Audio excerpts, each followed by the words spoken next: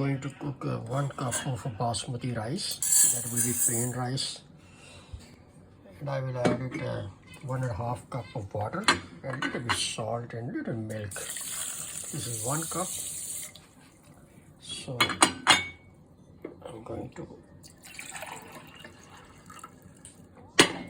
this 1/2 cup. That's the measurement here. And a little bit milk right here, and salt. A sprinkle, actually doesn't come much. So now I'm going to turn on my fire, and I will mix it and let it cook till water dry. And I'm going to steam 15 to 20 minutes. That should be ready. That's it.